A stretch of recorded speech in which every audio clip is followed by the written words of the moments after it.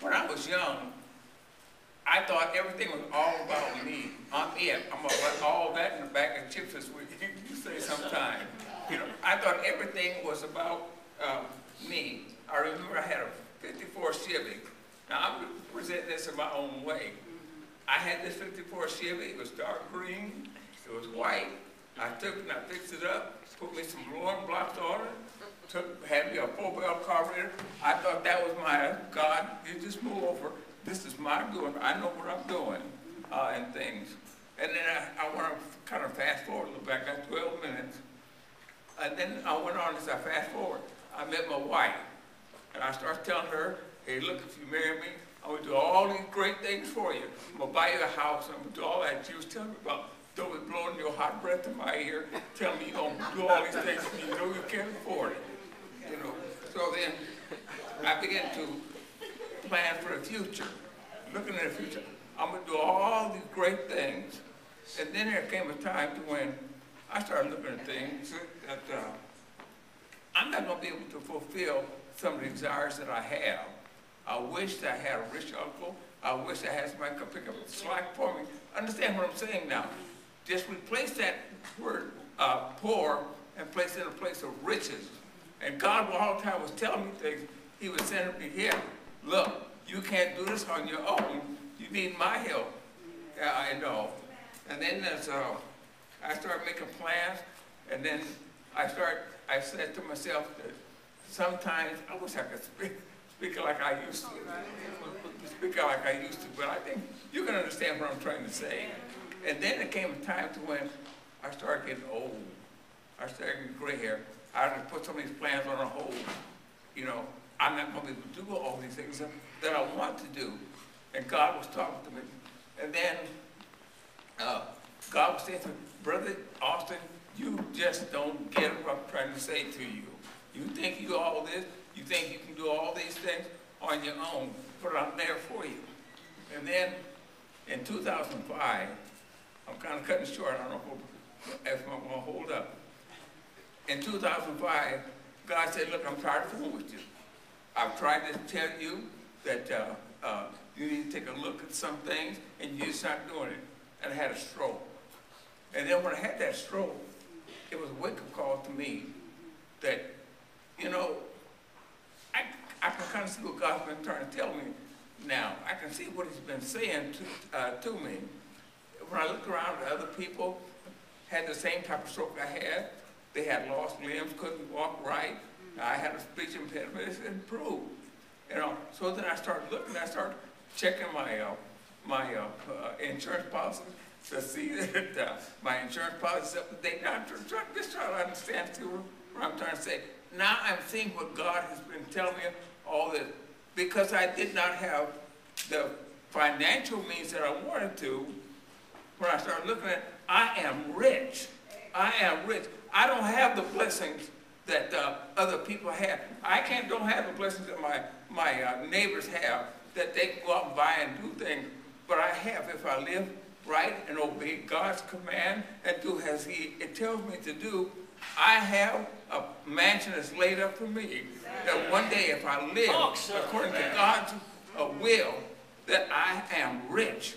That I have a mansion that's laid up for me. That I can go and I can live with him. You know, as I look at this thing, how many remember the Kennedys?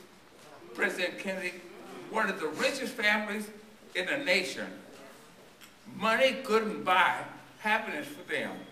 John F. Kennedy, assassinated. His brother, the Attorney General, he ran for president, assassinated. His son, John Kennedy Jr., him and his wife on vacation, died in a plane crash. Money couldn't help them.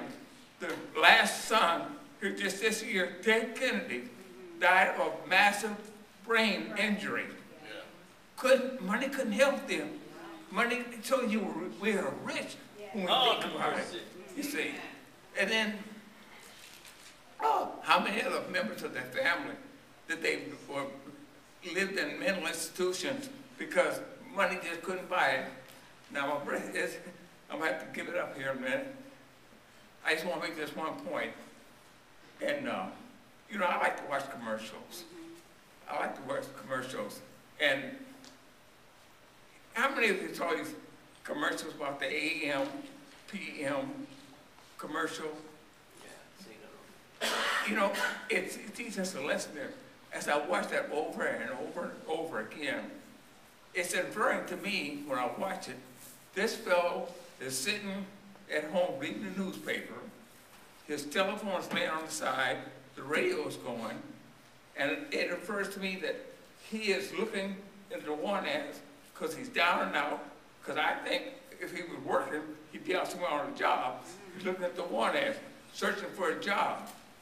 And the radio comes up, said, Mr. whatever his name is, you have won a prize. You got X amount of minutes to call the radio station and claim your prize.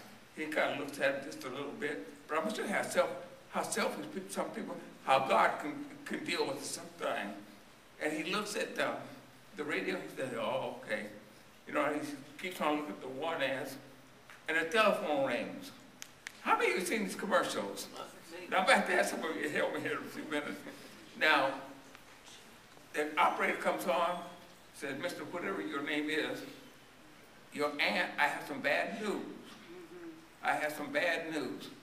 And he's just reading the newspaper, stuff he's not concerned, and he can't get from aunt who? And like, I don't know, I no aunt, I don't know who she is.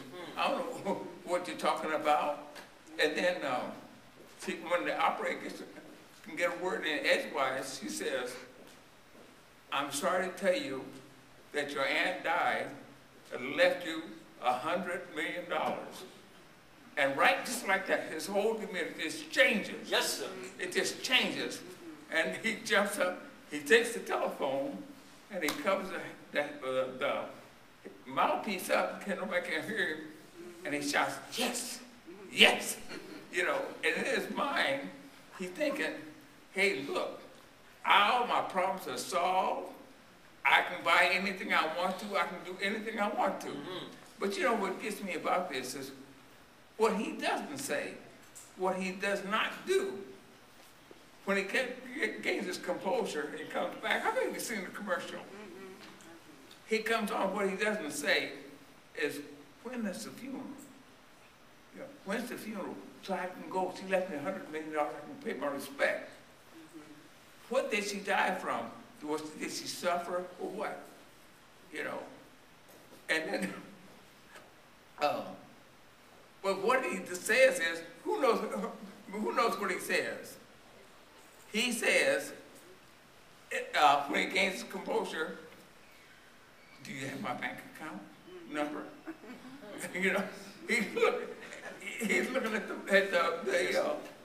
the money. But you see, a person like this, he's selfish. And God will deal with a person like this.